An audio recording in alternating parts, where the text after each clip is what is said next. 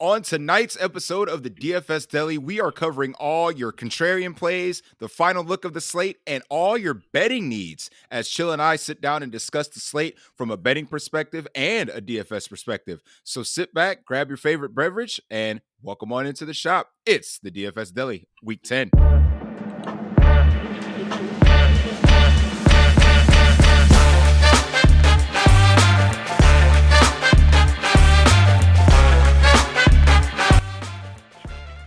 And welcome in to the DFS Deli. I'm the proprietor of this delicatessen, Sully Ali Shaheed, and joined by my cohort, my partner in crime, my main man, Chill, on the other side of the ones and twos. Apparently, like I said, Baker's still fighting through his technical difficulties out at his new job, and Dale is, well, Dale. It's Dale. Yeah, it's Dale. It's Dale. So we are entering the final look for the Week 10 main slate, a big old 10-gamer. There's a game in Germany tomorrow morning that I'm not going to cover. The Monday Nighter, don't care. Sunday night, don't care. It is all about what we're talking about, these 10 games for the Week 10 main slate. So as always, Chill. Happy Saturday. How's everything going? Saturday's going pretty good. I can't really complain. I didn't do much today, and just looking to cover, some information here on the slate and ready to dive on in. Yes. And as my boys on No Broken Legs does, they cover the betting market, and I wanted to dabble in a little bit because I had a conversation with my barber, actually. If you can't tell, I paid him a little visit. Chill, you were the first person to saw me out of the chair. But they wanted to get my insight about some betting lines. I'm not going to cover props because props is like an endless cornucopia of information. But I'm just going to go across the spreads and the money lines on everything. And I think you and I could persuade some of the listeners to place a couple parlays tomorrow when it comes to breaking down this slate. So we're going to go game by game, pick our favorite contrarian plays out of those said games, and to see if the chalk in that game is something that you want to insert into your DFS lineups for this week. So we're going to start on the home turf with the Browns taking on the Ravens. I think it is still at 6.5 right now. So let me just confirm that real quick. I got to make sure. I got 6.5 per Fantasy Labs. Okay, yeah, I'm looking at all the sportsbook, Caesars, FanDuel, and DraftKings seems to be the main one. So, yep, 6.5, and then I think the over/under is sitting at 38. So, low total game within this divisional matchup between the Browns and the Ravens. Number 1 and number 2 DVOA defenses going at one another. Chill. I think that because of the tackle situation, so the injuries at tackle that the Browns are going to be facing, I think this is a place to kind of load up the Ravens side on defense because I think the 6.5 for them, I mean, they boat raced Cleveland the time before, but that was the DTR game. So I don't know if Deshaun Watson is going to make any type of difference in this game. I mean, that guy stinks. So is it like an appropriate time to think that he might step up in this atmosphere, or is it going to be just a run-of-the-mill Ravens game? Because we saw the Ravens destroy the Lions. We saw the Ravens destroy the Seahawks, and they already destroyed the Browns before. So is this 6.5 enough, or is it kind of right where it's supposed to be? I mean, taking a look here, earlier in the week, this opened up at 3. It's currently up to 6.5. It opened for a 44 point, over under. It's down to 38. But again, like I kind of those games for Lamar against the 2 NFC teams, I kind of take those and I toss those out the window. Because again, this is a familiar opponent they're playing the second time. This to me just screams typical AFC North game, like 20-17, like 21-14. Like, if it were me, I would be probably going the unders and taking the points here, for the Browns, because that's just what this game screams to me. This screams knock 'em out, drag out AFC North game. I gotta see that, especially when teams normally face each other for the second time in the season. It tends to be a little tighter, a little lower scoring. Um, I think that again, because of this exploitable offensive line situation, I think that Baltimore is going to be on offense more often than they probably should. Just kind of like what we saw in the first matchup, where they were given a lot of short fields, and Baltimore was able to capitalize on that to get in the red zone. Like Lamar had a great game. Not great, but like a very, very good game because he was literally starting at the 30-yard line, of the opponent. Literally. So it's one of those things from a betting standpoint. I'm willing to take the 6.5. I think they're going to cover that. And I'm going to agree with you and take the under only because, like you said, divisional matchup. I don't know how Cleveland's going to move the ball. That's my real issue here. And from a DFS standpoint, it doesn't make for a lot of stackable options. Like I said on the Wednesday show, I wanted to play some low owned Lamar because no one's playing Lamar. I think Mark Andrews in this matchup, he's always automatic against Cleveland.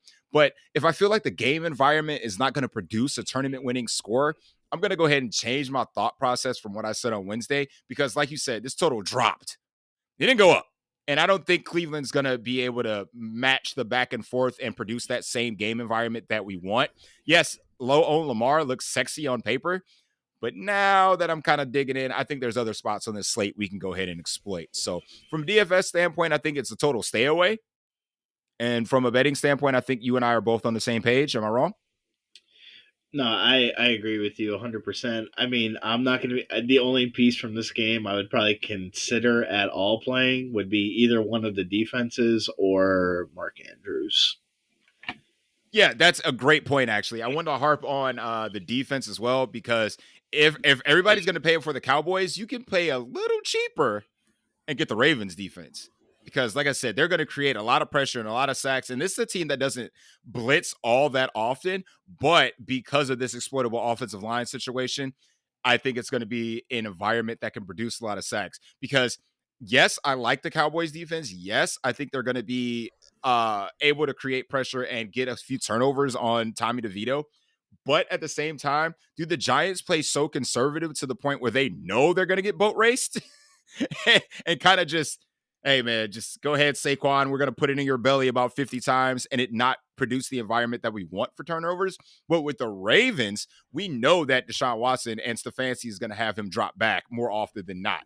And I don't think that balls that bounces off people's helmets is gonna fall into the arms of Amari Cooper tomorrow. So I think the Ravens defense from DFS is kind of sexy, kind of spicy. I agree. Okay. Anything else of note on this game before we move on? Not really. Again, I just expect this to just be just a slugfest. Again, 21-17, 20-17, 17-14. It's kind of what I'm thinking for this game. I respect that. I respect that. All right. Well, let's move over to something more fun. Texans Bengals, 47.5 over under. And the Bengals are 6.5, 6 point favorites. 6.5 in some sports books. So between 6 and 6.5. Injury concerns big time when it comes to this game. So we already have no Nico Collins, no T. Higgins, no Damian Pierce. And that's going to open up, obviously, some of the Houston receivers to elevate them. And we are still 50-50 on Jamar Chase. So we kind of harped on it before we jumped on air. If Jamar Chase plays, do you play him from a DFS standpoint? And is he affecting that line movement at all for you? I mean, from a DFS standpoint, I'll definitely consider him if he's ruled active because T. Higgins is out. We've seen in the games where Higgins is out, this dude just gets peppered with targets constantly. Through the miracles of medical and science, like they'll get that back injury calmed down once the game starts. Like, I assume he'll be feeling it. The only alternative to that is if the Bengals get a lead, like, do you think they just, because they play the Ravens next Thursday, I do believe. So, like, they may just get a lead and want to sit on the ball. So that way they can get out of there injury free and get ready for the big game with the Ravens. Because that Thursday game, like, if they don't beat the Ravens, they don't win the division. Like, there's no chance of that. Like, pending a Baltimore collapse. Like, so in terms of them getting any type of home field in the playoffs, it comes down to next Thursday. I mean, taking a look here at the line here, I actually like the Texans and the points. This just screams a backdoor cover to me. Like, Okay. Okay. Cincinnati's up by a couple touchdowns, and CJ Stroud just leads them down the field late. Like, this just screams like a backdoor type of cover to me. Okay. So I actually like the Texans and the points here. Yeah, I mean, I kind of like. I'm gonna agree with you on that one. I kind of like the Texans and the points as well, and I kind of like the under. With when you're missing skill position players, this isn't just the next man up type of deal. Like no one's gonna put up numbers like when the whole crew is fully healthy. Like we got what Trenton Irwin that opened up on DraftKings for 3,000. Moving into a more prominent role. We saw what he did last time against. I can't remember who they went against, but he had 14 DraftKings points that day. So we've seen him open up. He's got again that 3K crapper price tag that people are going to be looking to flock to. Noah Brown's cheap on the other side. Tank Dell is still cheap on the other side, and we got the chalk in Joe Mixon. So I think that I'm going to agree with you to the point where if they want to get healthy and Jamar Chase is active, will he be active or will he be active? So I don't know if he's Right. going to be out in decoy mode. I don't know what's going to happen. I think it's a game they're going to lean on Joe Mixon. I rarely say this because I think this guy stinks too. Mixon is good chalk this week. I mean, he's appropriately priced. He's only 6'2" on DraftKings. So, 7'2" or 7'4" on FanDuel. So it's like, yeah, I think he's good chalk too. And I think if I'm gonna go with your logic, they get a lead, they kind of sit on it and worry about that game on Thursday. So I'm gonna go under, and I'm gonna take the points with the Texans. I think they go ahead and cover that 6.5. Do you find it weird that since the beginning of the week, the total's gone up? I do find it weird. I mean, they're missing more and more pieces. Like how is this total moving up? It's gone up 2.5 points. I So don't understand that. I think that just makes the under even easier I think, for me at least. I mean, I think I'm kind of with you here on the under. I mean, you'll know early if the under is gonna, like, if CJ Stroud is able to pass the ball on this defense, like, that under ain't gonna stick. But like, the thing is too is like the Bengals defensive coordinator, and I forgot what his name was, but like he's very good at coming up with game plans to slow down like these, elite or really good quarterbacks. Like, he constantly does it to Josh Allen. He's been able to slow down Mahomes.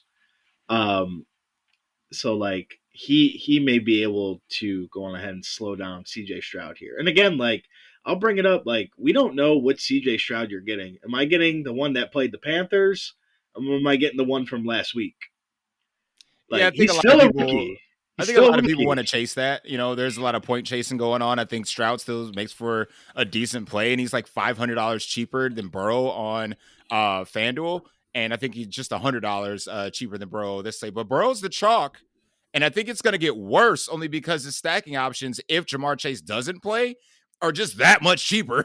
So it's like you can still play Burrow with Trenton Irwin and Tyler Boyd and then load up everywhere else. But if Chase plays, again, I don't know if he's going to be active or active, and I don't know if I want to touch that. I think there's safer spots at the top of the price, spectrum that I can get to other than Jamar Chase. But again, like you said, we've seen it without T. Higgins. We've seen 151-3 from Jamar Chase sans T. Higgins. So there's a chance. There's definitely a Yeah. chance. I mean, Jamar Chase doesn't strike me as somebody that's going to play decoy. That, I get it. like, I just don't think that's the Bengals' MO. All right. I respect that. We safe to move on? Yeah, I think so. Another fun one, and one I'm definitely going to have to get your opinion on because I am right now, I've tossed out this game completely, but there's obviously good plays in this game. 49ers Jaguars sits at 45 for the over under. 49ers 3-point favorites on the road against the Jags, both fresh off their buys. and relatively clean bill of health. We got Debo back on the 49ers side. And, well, I would say relatively, but, no Zay Jones for the Jaguars. So, there's key plays, obviously, in this game on both sides. Travis Etienne, the touchdown monster. Christian Kirk, who a lot of people seem to be gravitating to. And then on the other side, CMC, expensive. You got to pay. Brandon Ayuk, expensive. You got to pay. Debo Samuel, first game back. No one's playing him. So, I mean, from DFS standpoint, I'm staying away because I like other game environments better, but I want to get your feel on the game. It's the scariest game on the slate. Yes. Yes. Agreed. Again, scariest game on the slate. Like, this game could be 17-14. This game could be 35-30. Yep. In terms of a betting perspective, if you're going to give me the better quarterback at home with points, I'm taking it. Okay. I don't even think so. I'm not even questioning that one. Give me Jacksonville in 3.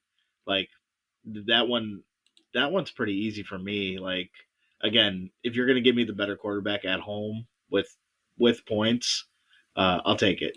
I don't even think that's debatable. Both their teams are coming off of buys. I did see somebody kind of report on this. Like, this is the biggest game in Jacksonville's, the biggest home game for Jacksonville in how many years? Yeah, I can see that. Yep. Like, I think that crowd is going to be ready to go. Okay. So I like Jacksonville here. In terms of a DFS standpoint, like, nobody's playing Trevor Lawrence tomorrow, and he's pretty affordable. San Francisco is god awful against the pass. His wide receivers are cheap. His stacking options are cheap. Debo is cheap. Debo is my favorite option on the 49ers side. If you're going to give me low-owned Debo, I'm in. So, again, those guys, nobody's playing those guys. No, and again, the way to beat the 49ers is through the air. So does that kind of take Travis Etienne off the board for you? I wouldn't play Lawrence with Etienne. I'm probably good with fading Etienne. Okay. Because I think I'm just higher on the passing game side of things. Okay. And I think I can comfortably fade McCaffrey because, again, if he gets like 20 to 25 points, that doesn't bury you. Jacksonville Correct. has a good run defense. But, like, if Debo gets 25 to 30 points and you have him, you're just climbing up the leaderboard. Yeah, I mean that's a pretty good contrarian spot. I agree with you, but like I said, from a DFS and betting standpoint, I'm staying away. Like, I would not put this game in any of my parlays. I would not touch it with a 10-foot pole. If I had to choose, gun to my head, I would agree with you. Because that home field kind of swings it one way or another. I don't know if we get the San Francisco that goes back to averaging 30 plus points a game. No, they had the bye week to prepare, but at the same time, is Brock Purdy still turning back into a pumpkin? Or I don't know, but he's got all his weapons back. And that's when he was his best. So now that he has Debo back, now that he has, CMC healthy, I mean, it could be. That's why I don't want to touch this game. It could be under, and it could blow every other game out the water from a total. So I'm scared. I'm scared. So, believe it or not, I would take the over, but from a DFS perspective, this could be like CMC gets a touchdown. Christian Kirk has a touchdown. Like, the touchdowns are spread out. So you like minis in this game, not total game stacks. I would not totally stack this game. There's too many good options. There's too many options in this game. Okay. Yeah, I mean, like, the 49ers side alone, you got Ayuk, you got Debo, you got CMC, you got Kittle. Jacksonville, you got Christian Kirk. Evan Ingram can get 3 touchdowns at any given time. Calvin Ridley, ETN. Like, right there is already 10 options. Mm-hmm. So, like, I'm with you. That's exactly why I crossed it off. like I said, I wouldn't full on game stack it. But if I am going to take pieces from this game, it's the passing game. I'll fade both running backs, um, but I'll take the pass catchers in this game. All right. I respect that. Speaking of games that I'm staying away from, let's hit you with another one. Saints Vikings over under sits at 41. Saints are 3-point road favorites going into the now Josh Dobbs led Minnesota Vikings. Uh, I think you mentioned it on Wednesday, Chill, that you were kind of interested in playing some Josh Dobbs in this spot. Are you still about that life, or did you change your tune? Um, so I do like Dobbs. I think I will have a Dobbs lineup tomorrow. I do like Dobbs because um, New Orleans doesn't pressure the quarterback all that well, so he's gonna have time to throw. He'll have time to move. Um, for his price tag and what he offers you from a rushing perspective, um, I like it, and I do figure that Minnesota will put them in more passing situations because New Orleans doesn't do a good job of stopping the run. So I do like the Minnesota pieces. I think the only Saints player I'm probably willing to play tomorrow. Well, I mean, I'd have to consider it on draft. Like, I'd have to consider Taysom Hill on DraftKings. So Yeah, you're maybe damn right. Olave and Hill on DraftKings. But I Uh huh. like Olave. Um, and then the Minnesota options are easy. It's Addison, it's Hawkinson if he plays, and it's Dobbs. So you don't like Saints receivers that allegedly throw bricks through people's windows? Did so I saw a meme. It's it's Derek Carr's prison team. So it's Derek Carr, and then he's got Antonio Brown, Michael Thomas, and Henry Ruggs. I saw that too. Maybe it's not them. Maybe it's Derek Carr. I mean, Saints I'm just be saying, you lit. got Henry Ruggs speeding, killing people. You got Olave speeding, killing people. You got freaking Michael Thomas throwing bricks through windows. Freaking Antonio Brown losing his fucking mind. I mean, like it's Derek Carr, dude. He's poison, bro. He's Right, poison. and in terms of a betting perspective, I don't know if I would bet this one. This is a scratch off for you. I think this would be a scratch off. If gun to my head, uh, gun to my head, give me Minnesota in 3, and then give me the over. Give me the over. You like over 41 this one? I do. Give me the over. I like 21, like 24-21 is like that seems like a good score for this game. I don't see it. I don't see it. I think both these offenses kind of like are hit and miss. I think Josh Dobbs did so well because obviously he had to, A, learn stuff on the fly, and B, they were playing from behind. I think in a controlled, neutral game script where they can get, that offense kind of cooking the way they want Josh Dobbs to cook it. Even though the Saints do lead the league in turnovers, tied with the Jacksonville Jaguars, I think that they won't give him the opportunity to turn over the ball. There's safer options. Obviously, 34% of Josh Dobbs' pass goes to the tight end position. TJ Hawkinson said he's probably going to play. So, he's got that loaded up for him. And I think this is one of those knocky, drag out type of games. I really don't see too many explosive plays coming from this game. Yeah, like you said, DraftKings only.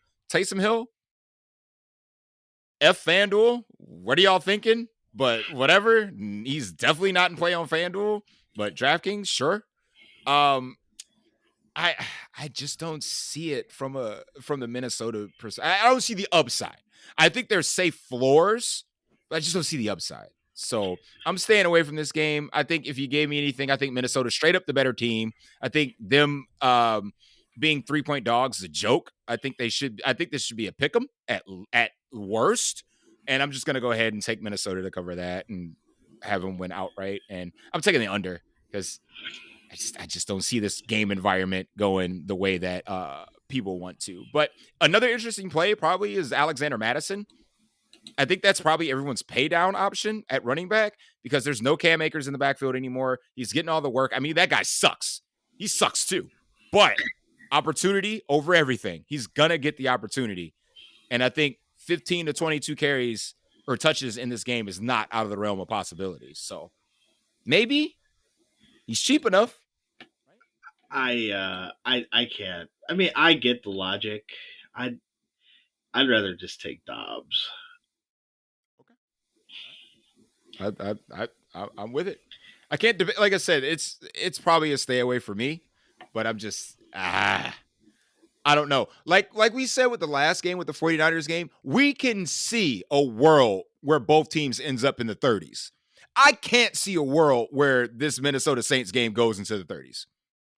I can't see a world where that happens. Like I said, I agree with you. Like, if this game were to be like 35-30, I'd be very surprised. But like I said, I could see this game being 21-24, 28-21. Like, I could see it. Because like Will I'm you? not gonna sit here and say like Minnesota's defense is still not all that good. But they're improved. They're This used to be the improved. punching bag. They are improved, but like the Saints offense too is clicking. Like Yeah, I because just they're getting because Taysom Hill's package is getting bigger. that is Okay, true. his package.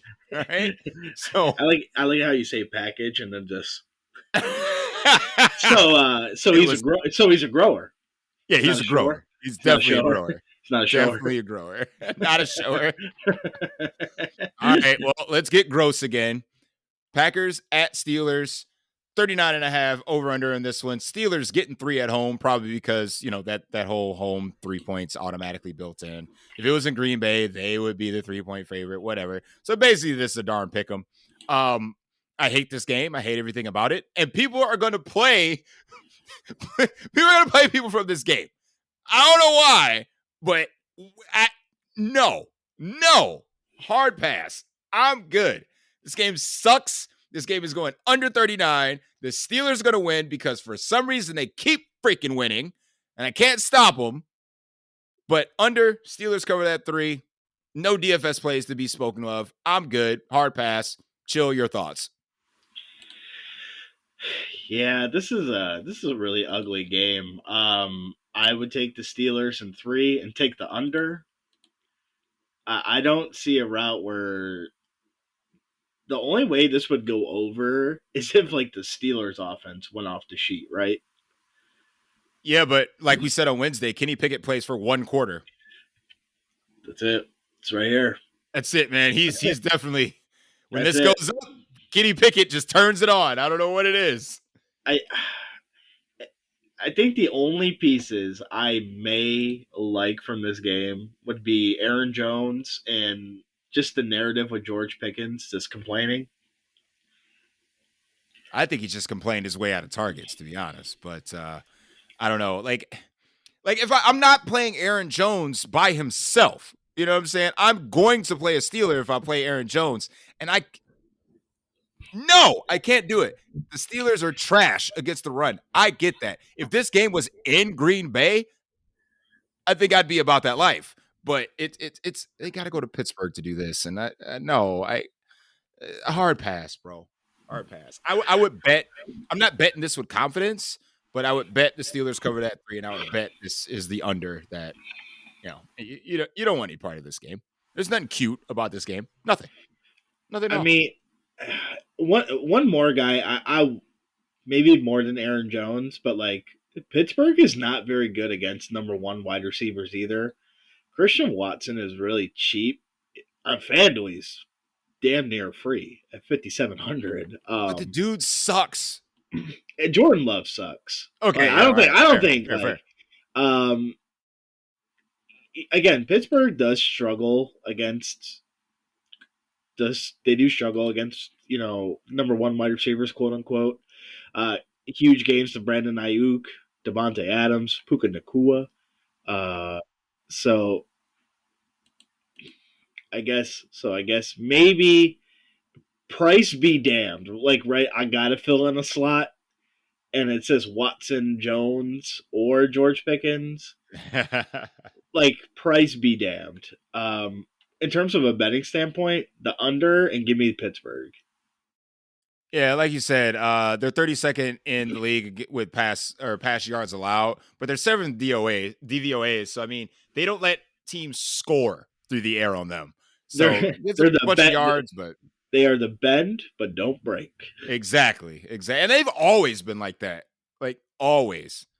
So, it is what it is. It's cool. Um, excuse me, Titans, Bucks, 39, over under. The Bucks favorites in this one. 2.5, pretty close to it. 2.5. I got 2.5. Yeah, 2.5. They they they opened up at 1. Now it's 2.5. Okay, okay. This is probably the most fun game for me. One of the most fun games on the slate from a DFS and betting standpoint. I think 39 is too low. I think this game could go over. I Actually, think I'm confidently betting this game is going over. I think this game's going over as well, and I would take the Titans. I think the Titans are. I would bet the money line here that the Titans are winning this game. Whoo, man. We already know the Bucks can't run the ball worth a damn, and the Titans still, one of the better run defenses in the league, eighth in DVOA, so they don't allow you to get in the box. So it's like I think Will Levis can be. I don't know about this week's CJ Stroud, but he could be like CJ Stroud light, right? I don't think you're getting Like 5 touchdowns out of him. 303 is well on the table, and Absolutely. that's all you need. Absolutely. I think he can fling it. And I think that because the Titans defense is so porous against the pass themselves, I think Baker Mayfield can get some pushback in this game. The thing is that from what I've seen from an ownership standpoint from DFS, people are playing Baker Mayfield tomorrow. But no one's playing Will Levis tomorrow. Uh, I mean, I think it's time. it's a rookie. It's the rookie narrative. Like I think it's we the need to. same thing. It's the same reason why people didn't play Stroud last week. It's the exact same thing. We've seen his ceiling, we've seen Will Levis's ceiling, and then we've also seen his floor last week. So Well, and the we thing get is somewhere like in between that. I I think he lays somewhere in between that.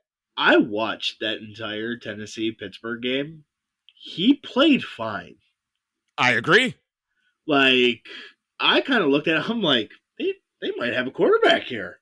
I think they have a quarterback. Yo, Will Levis could fling it, man. He's got one of the best flick of the wrist in the league. I Like mean, it's the only issue with Will Levis is the it's the head, right? Like he can give off Baker Mayfield vibes where like everything's a chip on his shoulder. It's like, bro, just shut the fuck up. Like, just go out there and play quarterback. Like, not every little thing is like, oh, we gotta get him. Oh, I gotta prove my point. Oh, I gotta prove my point. Just Mhm, go play mhm. football, bro. Right, I agree. A couple of injury concerns. Obviously, Treylon Burks is probably not going to play in this one because of this concussion. So that elevates a couple guys, Nick Westbrook-Keeney, and another 3K crapper in Kyle Phillips, who I spoke about on Wednesday. If you're trying to get someone cheap or cheap exposure to this game, Chig is also on the table. I mean, we saw Dr. Schultz tear him up last week, so Chig's a couple big plays away from actually being a decent play at tight end. Price is nice. So if you're trying to run the contrarian side of that, which is going to be the Tennessee, passing game with Will Levis as opposed to the Bucks passing game with Baker Mayfield, I think that I am putting out a full game stack of this game. It's double and run back for me. I think I'm not scared of two of Will Levis's targets and probably Mike Evans. If I have the salary to get to Mike Evans, I'll do it because we know his ceiling is higher than that of Chris Godwin's because Mike Evans gets in the end zone more often. I mean, he was stopped at the 1 yard line last week, which led to the second of Rashad White's touchdown. So, I mean, we know he can get in the box. So, and he's relatively low owned. Not low owned to the point where no one's playing it, but low owned to the point where he's probably the run back piece that I would prefer and kind of go from there. So I'm on this Will Levis thing, man. I think we were on it on Monday. Yeah, I like Will Levis as well. If I'm playing FanDuel, I think Mike Evans is my only bring back option. DraftKings, I can consider Godwin. I mean, they're both cheap enough. I mean, like that I could see why people are playing Baker because of the stacking options are affordable. Like you can run that double stack. You can run both.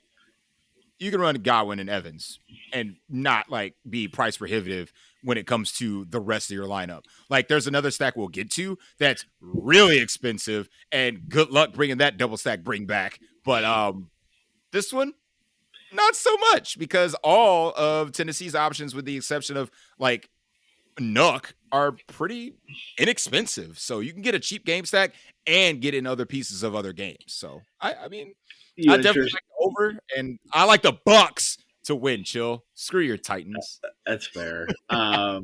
You like Rashad White? Absolutely not. That's one of the Okay. easiest fades on the board for me. All right. Same here. I am playing chalky Rashad White. Exactly. I mean, unless Mike Evans continues to get stopped on the 1 yard line to lead to easy conversions. I mean, Rashad White makes a better play on DraftKings, that's for sure, because his receiving chops have been pretty solid this year. FanDuel, scratch. I'm good. Hard pass. Fair enough. That's just me though. Okay, Falcons cards. Over under sits at 43.5, a modest total. Falcons, looks like 2.5, 1.5 on a couple books. Going into Arizona. Like we would never, not never, but we would rarely put the Cardinals team total anywhere in the 20s if Kyler Murray wasn't coming back, right? I mean, Dobbs was probably close to having him in the 20s. It's not like early on. It's not like last week against the Browns. No, no. Oh, Clayton Tune. Oh, Looney Tunes. No, I agree here. Just because I want Arthur Smith fired so bad, I would take the Cardinals.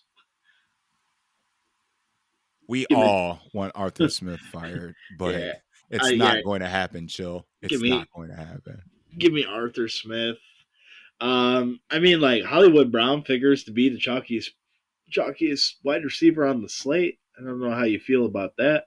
I don't know about on the slate, but definitely in this game. I mean, he's going to be up there with like, the Sun God and probably some of the cheaper pieces like Trenton Irwin. A lot of people are going to get to him because he's 3K. But yes, I 100% agree with you, but I I think got, it's warranted. I got Marquise Brown and Trey McBride as the two chalkiest people at their positions. Well, screw it. Throw in Kyler. Let's ride.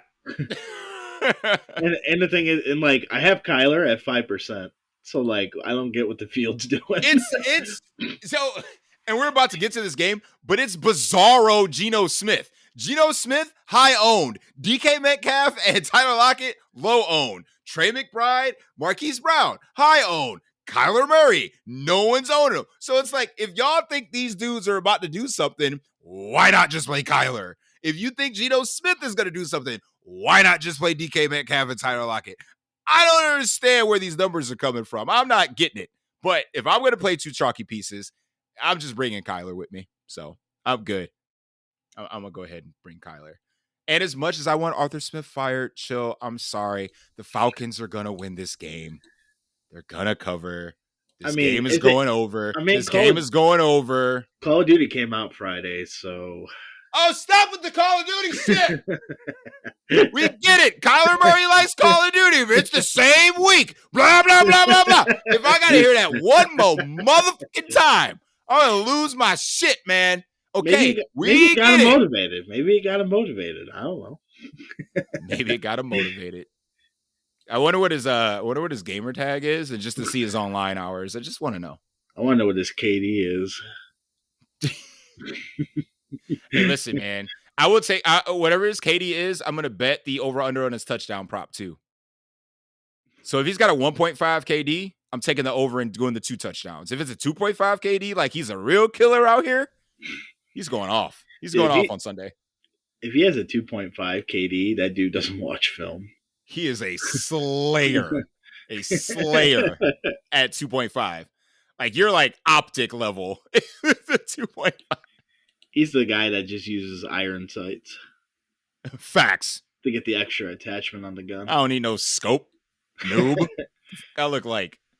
No, but I'm in. I don't think there's any bad chalk in this game. I mean, one, I would probably be more willing to fade Trey McBride in this scenario because Kyler, I don't know. I don't know if he's going to be able to support him, but at the same time, like I don't really have any logic that says otherwise. So I don't know if I like the feel of chalky tight ends. But last time Trey McBride was chalk, kind of blew up the slate. So I mean, I guess the writing is on the wall. Let's look at the Falcons side of it, where Bijan looks to be one of the highest owned running backs. As much as we bitch and complain about Arthur Smith, this and this, people still want to play him. I'm one of them. I'm playing him. I mean, I will play him as well, but boy, It's gonna hurt. if you've never played him before, you're just in for a world of hurt. Absolutely. Absolutely. I played him one time this year. One time, and it hurt. It hurt. But that's okay, man. You know, I think a low owned piece of this game that probably people aren't looking enough to is Drake London. He makes his return this week, injury free, no designation. So I mean, the Cardinals can get tore up, you know, at this wide receiver position. So I mean, we're talking about a number one receiver going against the Cardinals. We saw what Amari Cooper did last week, minus the catching a touchdown off some dude's helmet. But if everyone's gonna play Bijan, why not we just pivot? Let's pivot a little to a little Drake London. Little Drake London. Thoughts? Would you be willing to play Michael Wilson, No, the other Cardinals wide receiver? No, nope. absolutely not. All right, I just toss it out there. You know Uh, Kyler don't support two receivers. Come on, man. it's true. Um, When he breaks slates, he does it with one dude and his legs. That's it. that's true. If you wanna make an argument for London, that I can get behind that. Like I said, I think it, and I think if it's a situation where you have Bijan like in your flex or something like that going into 4 o'clock, and your 1 o'clock guys don't hit, I think he makes for an interesting pivot because you got to get off that chalk somehow. And I think if you want to stay in that same game environment, just go to Drake London and be happy with yourself. Again, if you're not late swapping, you're not doing it right. So just make sure you got those if then statements kind of set up. And I think Drake London is probably going to be one of the main if then statements I have on the slate. And there's a lot of guys if then at 4 o'clock, right? So we're gonna get to that game here in a second, but Tony Pollard, if then, what's his name? Our running back for Ken Walker, if Yeah. then. There's a few Sun God, if then. I mean, there's a lot of chalky guys that like this is a hammer slate, chill. This is a hammer slate. So I'm excited for Sunday. I'm excited. But there's a lot of different ways you can go, though, which makes the slate more wide open than I think people are giving it credit for. So, I agree. Any other notes, thoughts about this game? No, again, the two Arizona receivers, or Marquise Brown and McBride, are just going to be the chalkiest guys on the slate, or close to it. So just keep that in perspective. Excellent. Excellent. Let's get to it. Lions at Chargers. 3-point favorites for the visiting Lions. 48.5-point total. This game has some interesting pieces. I think this total is kind of high. I don't know if I trust this total, but at the same time, like the Chargers defense is ass. So I mean, I don't know. They need this game more than the Lions do, of course. But like the Lions just want to keep on winning. Obviously, they still have to stave off the charging Vikings. Charging because they're facing the Chargers. And I think this line may or may not be high enough because I think the Chargers suck. And I think the Lions are just a flat out better team on the road or not. We want to talk about this home, road, golf, crap, indoor, out, or they're inside. So, I mean, this is fine. This is fine to load up Jared Goff, and no one's going to play him. Everyone is going to play the Sun God. No one wants to play Jared Goff. I don't understand this. Again, it's a bizarre world with these ownership things. Does nobody stack anymore? Chill. Is that what it is? Like they're I just just taking the Sun God as a one-off play and kind of I going mean from there. with Burrow being the chalk, they're just gonna take Burrow with insert cheap pass catcher here maybe.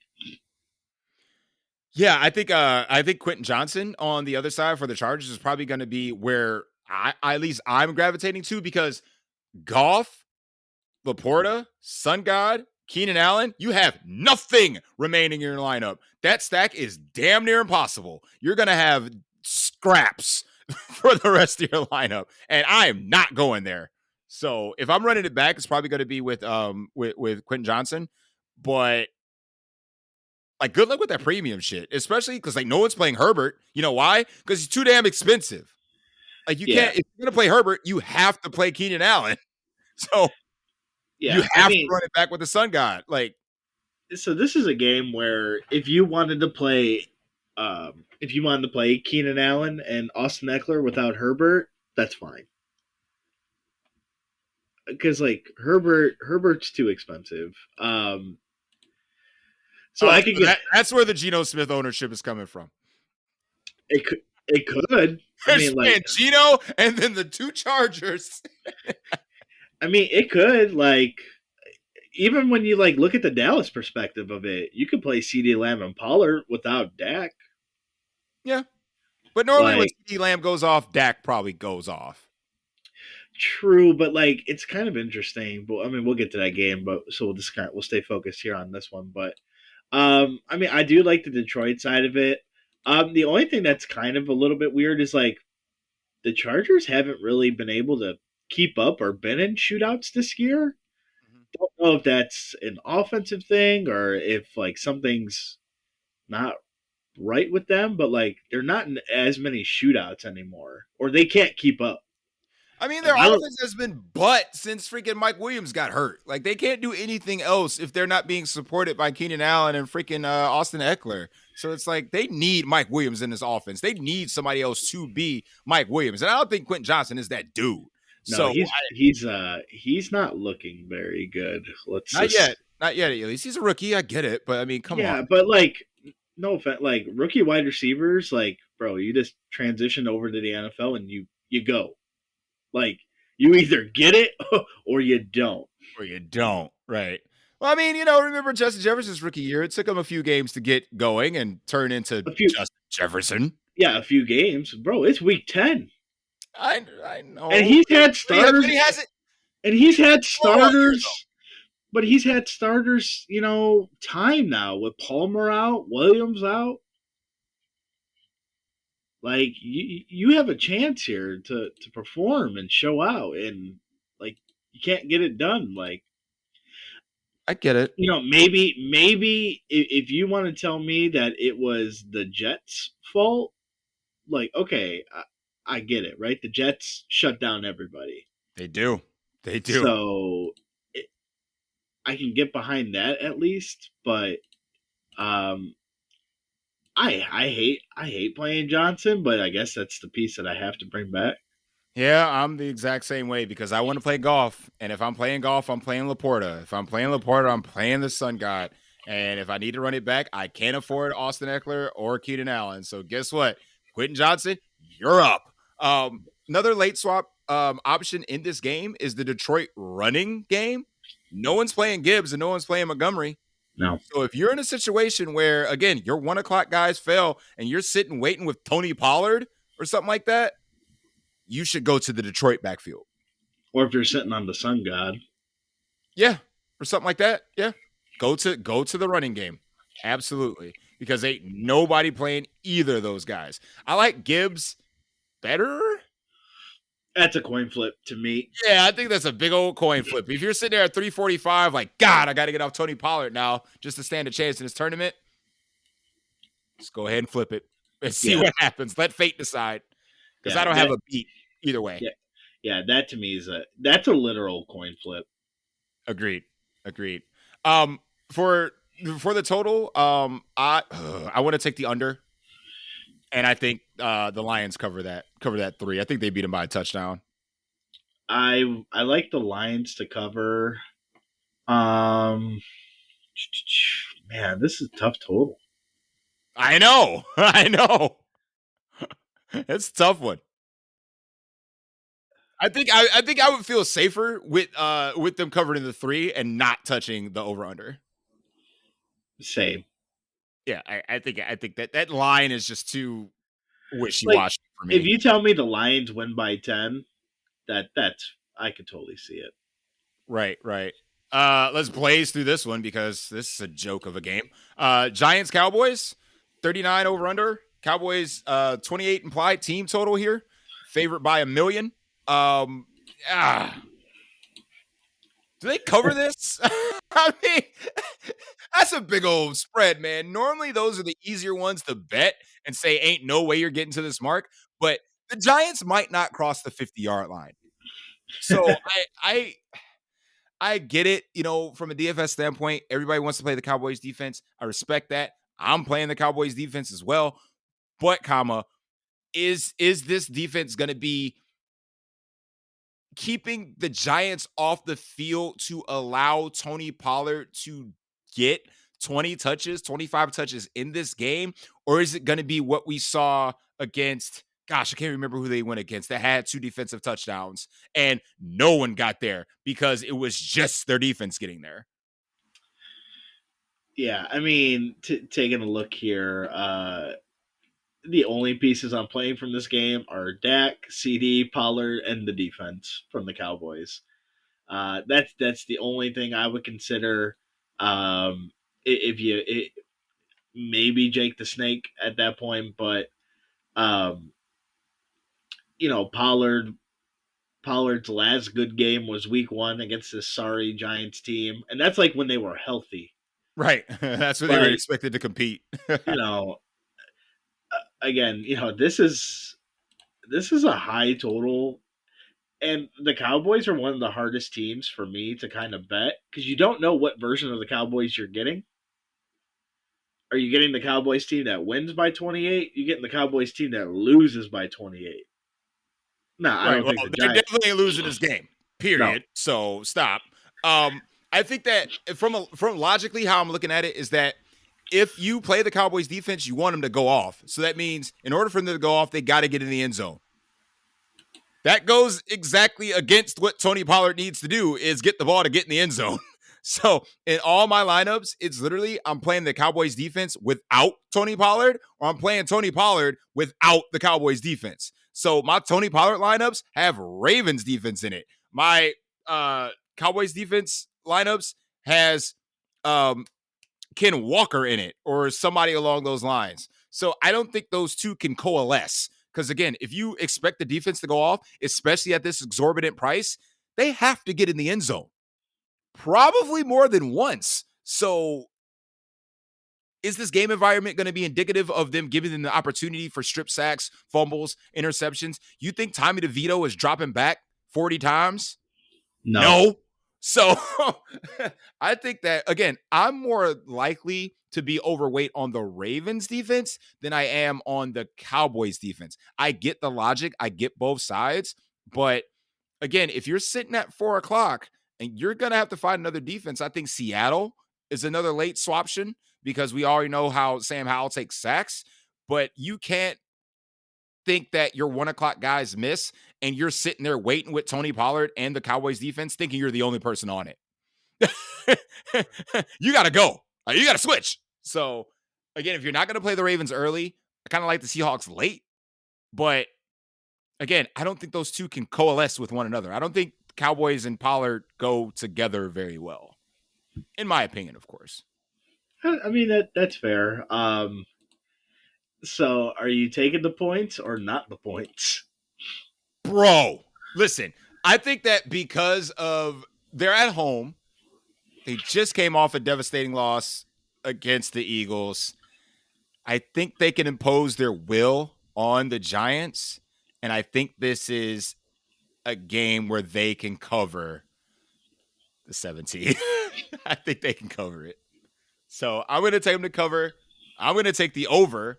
because I think the Cowboys can. I I like think the the Cowboys over. can cover that by themselves. I like the over as well.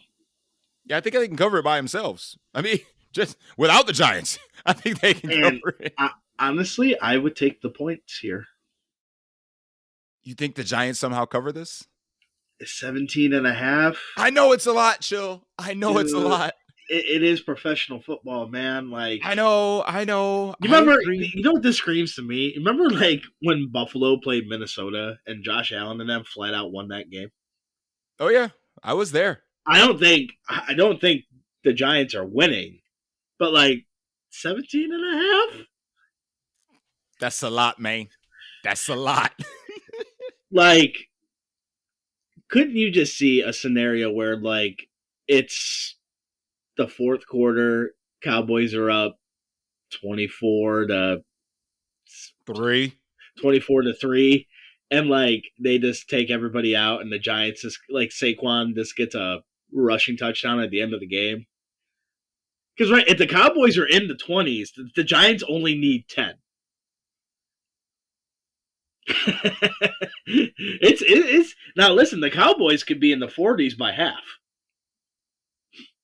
I know. That's what I'm But, saying.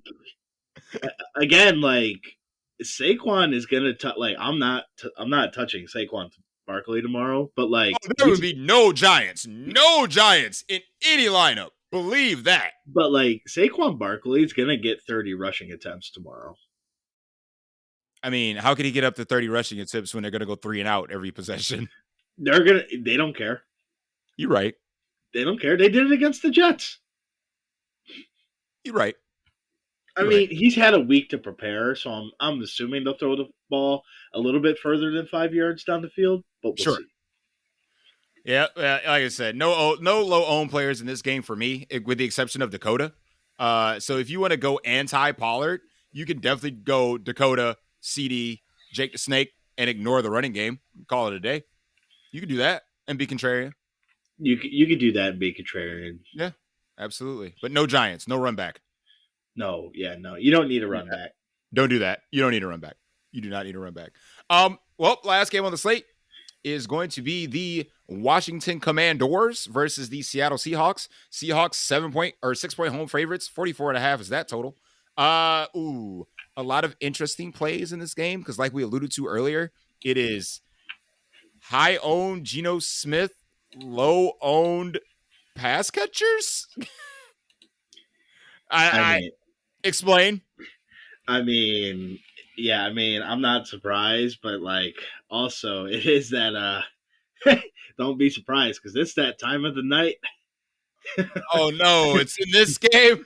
Oh yeah, I mean, you're looking at her from afar, and you know what? Like, you look at her and be like, wow, like, she kind of big, but like, she kind of fit too.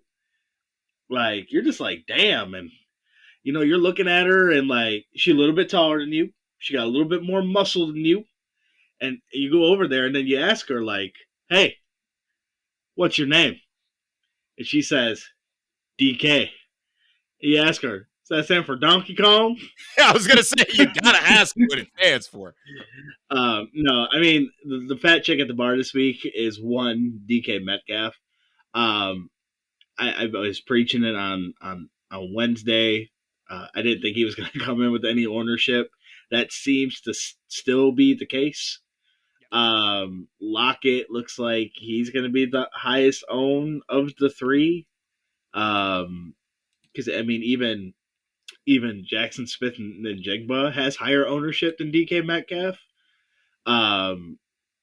Which is, again, like, I think DK is going to outscore Jamar Chase tomorrow. Like, I'm with that.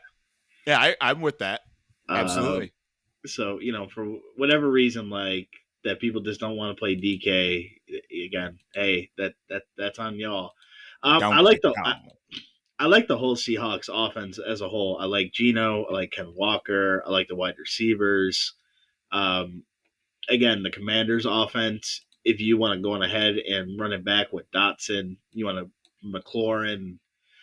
I'm not playing McLaurin. And here's why. Witherspoon. So someone he's taken out somebody. So let's call a spade here. He's one of the top corners in the damn NFL. So Is I don't know if he sticks to one side. I don't watch enough Seattle tape for that. But if McLaurin moves, maybe. But someone's getting erased. And wherever they line up, they ain't passing on him. So I don't know. I mean, both their cornerbacks are damn solid. So I think this is a Logan Thomas game. it could be. I mean, I guess I just Eric Bieniemy be damned. Like they're throwing 40 times. Damn right they are. So like, That's why I like the over, and that's why I like the Commanders to cover. I'm on the other side. I think Seattle beats them comfortably. I think Seattle beats them by 14. Listen, man, Pete Carroll is a chess player. Okay, he just want to get the dub. All right, Yeah, ain't no way they're gonna come out and keep slinging and slinging and slinging to get up on these boys. they got Because embarrassed. Washington's gonna keep throwing and throwing and throwing. I mean, they got embarrassed last week. They need to make a statement. They got embarrassed last week. I agree. I agree. Like, But like I said, for me personally, I think Pete Carroll does just enough to keep this game pushing, and I think Washington does enough to keep pushing Seattle. Because if Seattle, let's say, gets up 14-0 for some strange reason, they're gonna just sit on it. But if Washington can keep pushing them, like it goes back and forth, 14-7, 21-7, 21-14, et cetera, then I can see that total getting up where it needs to be. And I think this Washington Commanders offense can do that. So I'm there for the over, but I think that it might be another backdoor cover situation where, like, you have your 14 points, and then all of a sudden they drop 10 just to try to get it close and then miss the onside kick or something like that, then lose the game. I can see that happening. So I think there's a backdoor cover in order for me. That's what I would like. I still like the Seattle side. I like the Seattle side and then the Washington side in garbage time. You woke up on Monday morning talking about, like, I'm playing Seahawks. I do like Seahawks. I mean, I do any team that's playing the Commanders. I'm probably just in because that defense is. They got rid of the 2 pass rushers so you could run on them. That secondary is trash. And their offense is going to throw the whole time. Right. How do you feel about, like, a Geno stack with Geno, Metcalf, and Walker? Yeah. Yeah, that's fine. Just take all of it. Yeah. And then just running back with Dotson. Sure.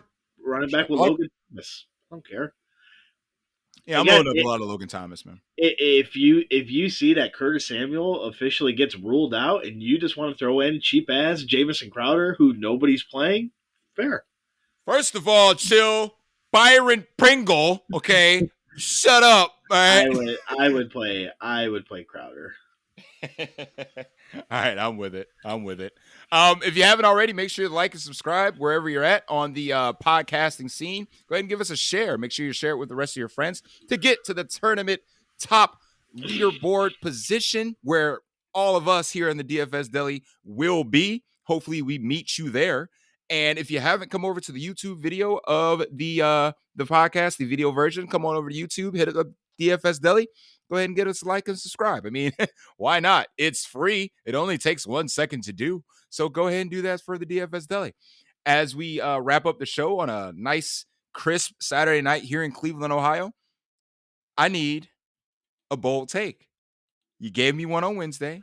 You gave me your fat chick at the bar. But I need one more hot take, one more take that's going to solidify the DFS lineups for this week. So chill. What can the people put in their lineups to get to the top of the leaderboards? I got it. Josh Dobbs, top 3 quarterback on the slate. Load him up. Rocket Dobbs. To the moon. To the moon, baby. To the moon. Yes. Josh Dobbs to the moon. Yes. Load him up. I that's bold. I listen. I can't just keep being a DK Metcalf's ass all week. So I mean, hey, if you got a conviction, you let the people know. This is what you're doing for the week, okay? And I am right alongside with you. Wednesday, I gave you Will Levis. I think Will Levis double stacks are about to be hot. I think, like I said, the game goes over. I think it's going to be a fun one to watch. But if I'm throwing in one bullet, I'm gonna go ahead and have my have my cake and eat it too, because I like your fat chick chill. I mean, I there kind you of want to go. take her home, but There I'm you feeling a go. little freaky tomorrow. I feel a little freaky, and I think I want a menage a trois. Oh, I think I'm taking home Gino, Lockett, and Metcalf, all three of them, for the money tomorrow. That's going to be the triple stack that wins tournaments. And that's what I'm sticking with, man. So give me all my Seahawks, and I'll take your fat chicken. I'll raise her cousin that drove her, because she's already drunk off her ass. But I'm gonna go ahead and just escort them both home, and have Gino be my Uber driver, because this is about to go down. 4 o'clock hammer, Seahawks. Let's get it. nice. That's what I'm rolling with, baby. That's what I'm rolling with. I think that's going to wrap it up for the night. We obviously wish you all the best of luck in your DFS tournaments tomorrow. And if you take some of our betting advice, put some parlays together, and if you hit a couple, make sure you to come on back to the YouTube video of this See Here podcast, and let me know what you won. If you loved our advice, if you hated it, if you thought we're donkeys for loading up Bijan Robinson again, then call us out on that too. I don't mind. But for Baker in Washington, D.C., for Dale, for wherever the hell he's at, and for my boy Chill, who joined me on a Wednesday or a Saturday night, I should say, we will see you all at the top. Peace.